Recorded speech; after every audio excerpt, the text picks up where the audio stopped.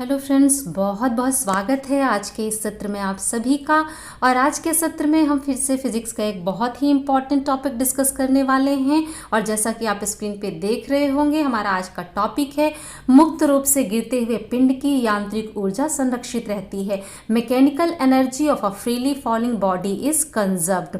जी हाँ, ये एक क्वेश्चन आता है जब आप इस तरीके के क्वेश्चन को आपको दिया जाए करने के लिए, तो आप उसमें क्या लिखेंगे, इस पर बेस्ड मैंने एक फुल वीडियो आपको दिया है जहां पे हमने इससे रिलेटेड और भी बातें डिस्कस की हैं। उसका लिंक भी मैं नीचे देने वाली हूं। उसमें पूरे नोट्स हैं, लेकिन वो चूंकि इंग्लिश में है, कई बार हिंदी मीडियम स्टूडेंट्स चाहते हैं कि हिंदी में फुल एक्सप्लेनेशन दिया जाए, हिंदी में आप कैसे उसे लिख पाएंगे आपको ये बताया जाए।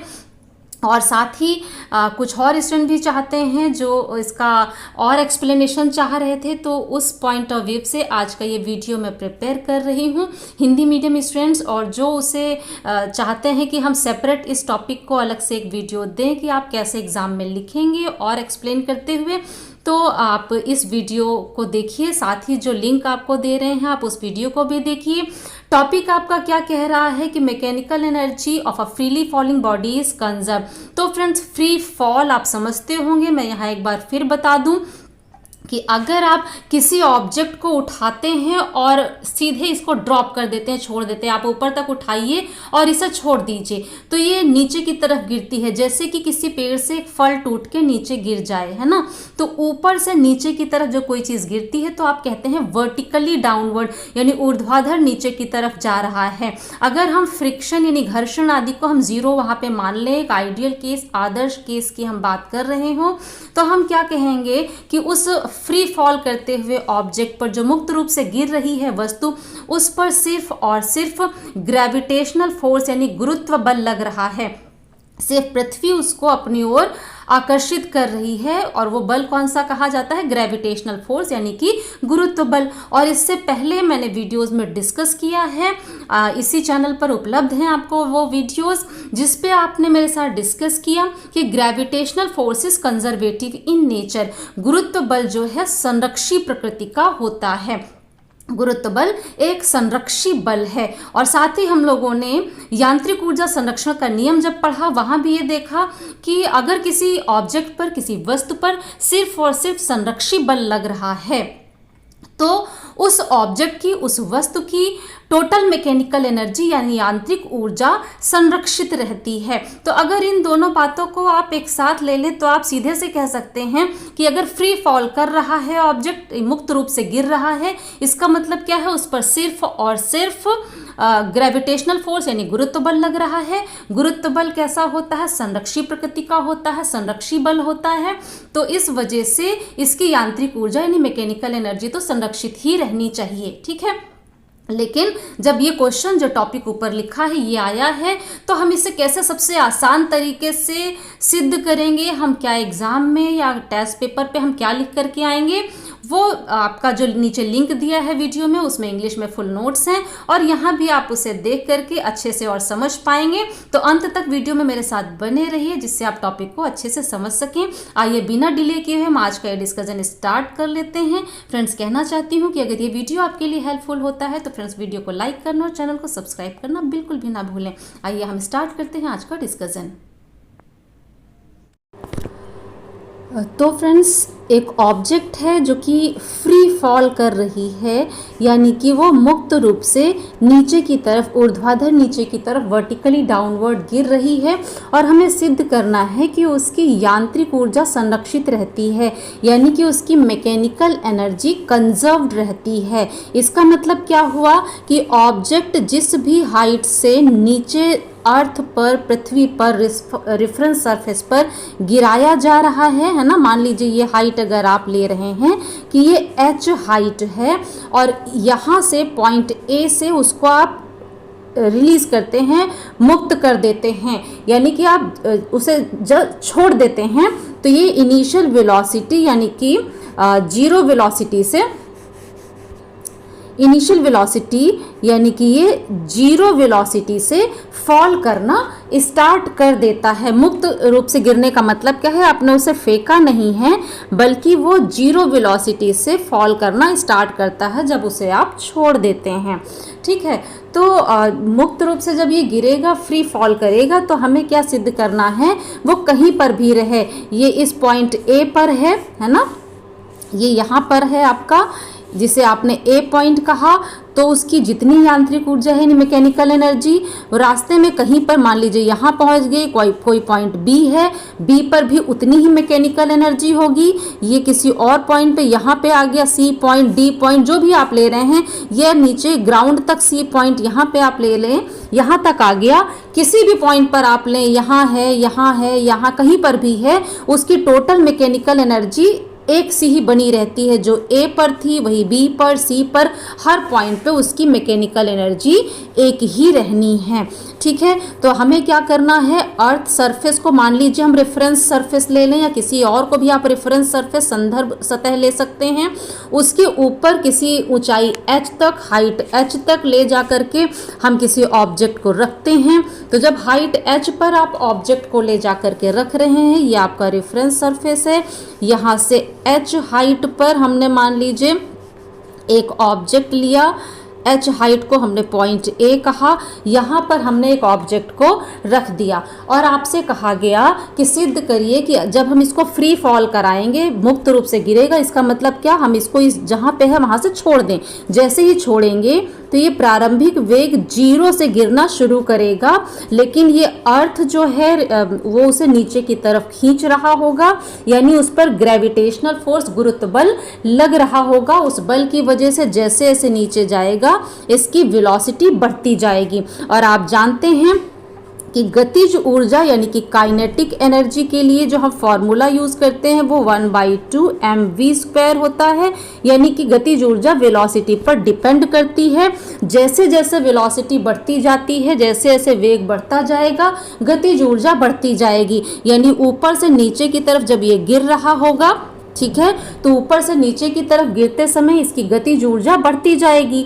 लेकिन आप ये भी जानते हैं मैकेनिकल एनर्जी यानी कि यांत्रिक ऊर्जा बराबर होता है काइनेटिक एनर्जी यानी गतिज ऊर्जा प्लस पोटेंशियल एनर्जी यानी कि स्थितिज ऊर्जा। तो यांत्रिक ऊर्जा यानी मैकेनिकल एनर्जी बराबर गतिज ऊर्जा यानी kinetic energy plus potential energy यानी कि स्थितिज ऊर्जा। जब दोनों को जोड़ते हैं तो यांत्रिक ऊर्जा बनती है। तो अगर नीचे की तरफ गिरते समय इसकी काइनेटिक एनर्जी बढ़ रही होगी तो जाहिर सी बात है पोटेंशियल एनर्जी यानी स्थितिज ऊर्जा साथ साथ घट रही होगी, जिससे दोनों का योग स्थिर बना रहेगा। यानी इसकी मैकेनिकल एनर्जी, इसकी यांत्रिक ऊर्जा कंजर्व रहेगी, स्थिर रहेगी।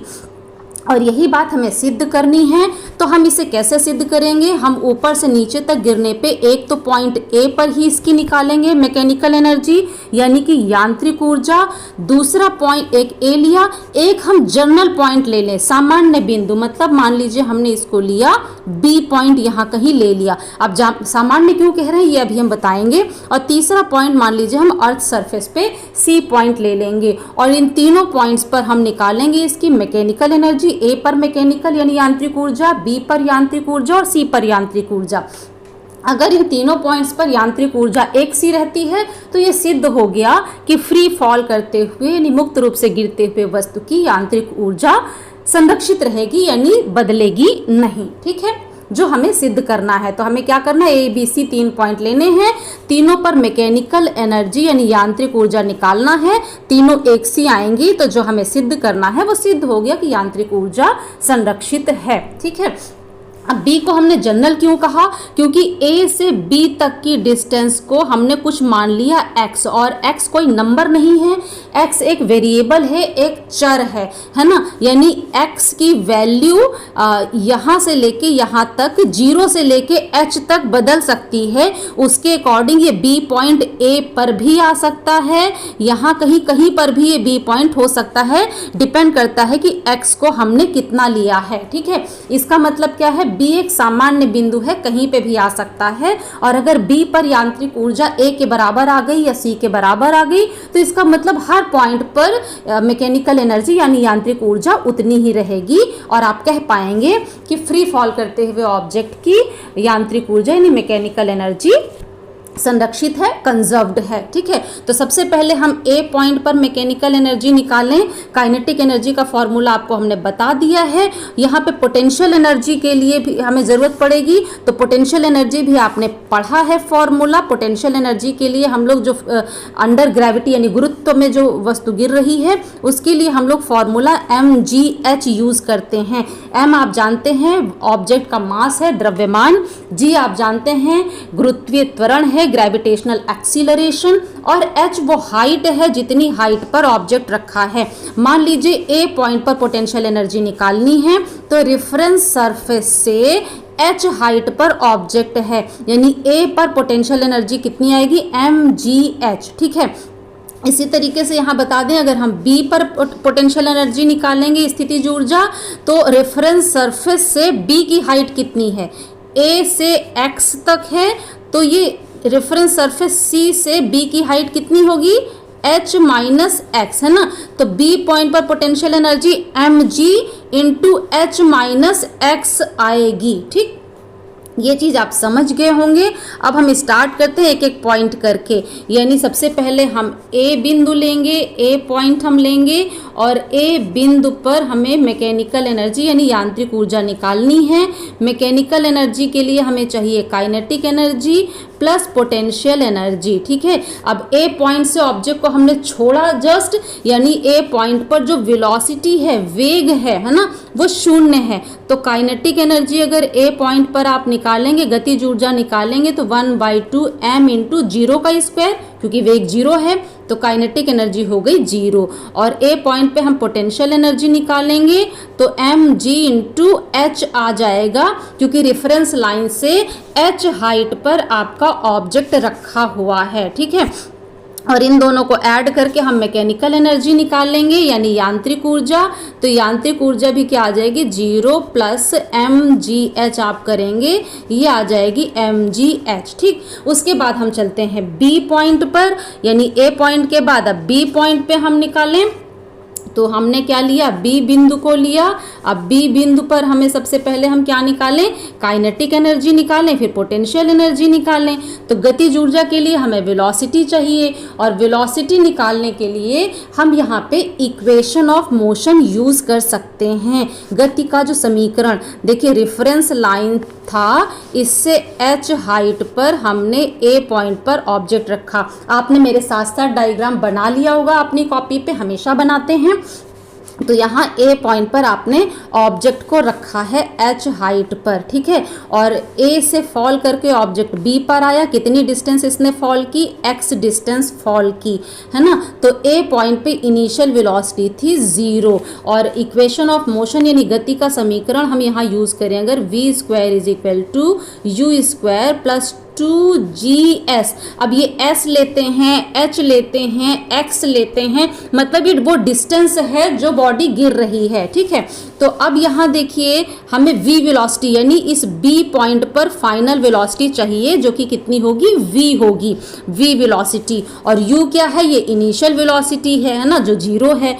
तो अब v² = 0² मतलब 0 का स्क्वायर भी 0, 2g, और s यानी डिस्टेंस कितनी है, x डिस्टेंस A से B तक ऑब्जेक्ट ट्रैवल कर रहा है। इसका मतलब क्या है, B पॉइंट पर वेलोसिटी हमारी आ जाएगी √2gx, है ना। वेलोसिटी आ गई √2gx। तो काइनेटिक एनर्जी क्या आ जाएगी, गतिज ऊर्जा क्या आ जाएगी, 1/2 मास इंटू इसका स्क्वायर, यानी √ हट जाएगा स्क्वायर करते ही, 2gx आ जाएगा। इसको सॉल्व करेंगे, 2 से 2 कैंसिल, यानी mgx काइनेटिक एनर्जी आ गई। अब B पॉइंट पर हम पोटेंशियल एनर्जी निकालें अगर, तो फ्रेंड्स पोटेंशियल एनर्जी देखिए हमने समझाया था आपको पहले भी कि ये टोटल हाइट है h, x नीचे गिर चुका है, तो ये रेफरेंस लाइन से बची हुई हाइट कितनी बची, h माइनस एक्स, है ना। ये हाइट बची है तो mg इंटू ये हाइट करेंगे तो B पॉइंट पे स्थितिज ऊर्जा आ जाएगी, पोटेंशियल एनर्जी आ जाएगी। तो अगर B पॉइंट पर हम यहाँ पे पोटेंशियल एनर्जी निकालेंगे तो क्या आ जाएगा, mg into h minus x। ये हमारा आ गया B पॉइंट पे पोटेंशियल एनर्जी। अब इस काइनेटिक और पोटेंशियल को ऐड करेंगे तो हमें मिल जाएगी मैकेनिकल एनर्जी, है ना।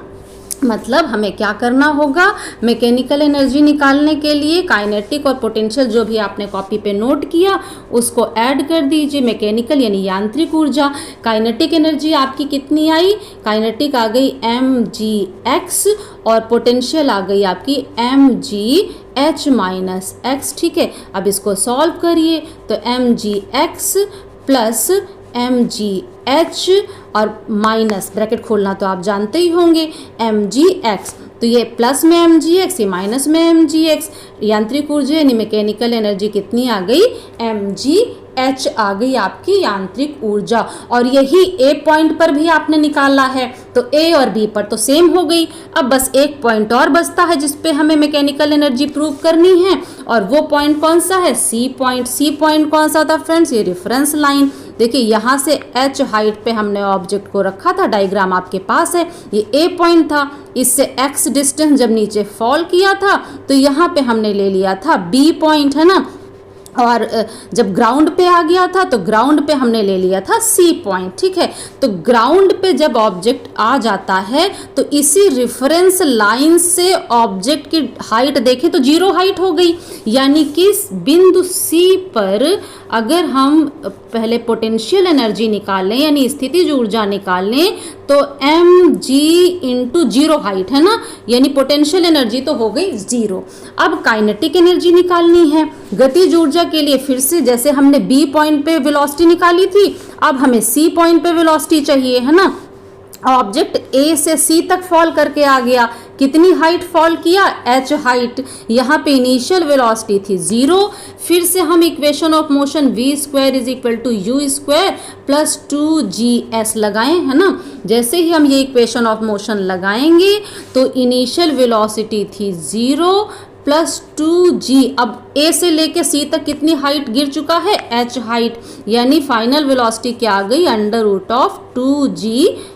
ठीक है, तो अब काइनेटिक एनर्जी इसकी निकालें यानी गतिज ऊर्जा निकालें। तो गतिज ऊर्जा कितनी आ जाएगी इसकी, काइनेटिक एनर्जी यानी कि गतिज ऊर्जा बराबर कितना आएगा, 1/2 m इंटू वी का स्क्वायर, इसका स्क्वायर, तो अंडर रूट हट जाएगा यानी 2gh। 2 कैंसिल हो गया, बची कितनी mgh। ये आपकी आ गई इसकी काइनेटिक एनर्जी। तो C पॉइंट पर पोटेंशियल एनर्जी 0 है यानी स्थितिज ऊर्जा 0 है, काइनेटिक एनर्जी यानी गतिज ऊर्जा है mgh। तो मैकेनिकल एनर्जी यानी यांत्रिक ऊर्जा कितनी आ जाएगी, 0 प्लस mgh बराबर mgh। ठीक है, तो इस तरीके से तीनों पॉइंट पर हम लोगों ने यहाँ पे निकाला, A पॉइंट पर, B पॉइंट पर और C पॉइंट पर। तीनों पॉइंट पर मैकेनिकल एनर्जी यानी यांत्रिक ऊर्जा हमें सेम मिलती है mgh। इसका मतलब क्या हुआ कि अगर फ्री फॉल कर रहा है ऑब्जेक्ट, मुक्त रूप से गिर रहा है, तो हर बिंदु पर उसकी यांत्रिक ऊर्जा यानी मैकेनिकल एनर्जी कंजर्व्ड है, संरक्षित है, अपरिवर्तित रहती है। और यही प्रश्न आपको दिया गया था जो आपको सिद्ध करना था। तो यहाँ पर हम लोगों ने ये सिद्ध कर दिया कि ऑब्जेक्ट अगर मुक्त रूप से गिर रहा है तो उसकी मैकेनिकल एनर्जी अपरिवर्तित रहती है, कंजर्व रहती है, संरक्षित रहती है। फ्रेंड्स, आज की वीडियो में इतना ही। आगे की जानकारी के लिए आगे के वीडियोस में हमारे साथ बने रहिएगा। तब तक के लिए थैंक यू।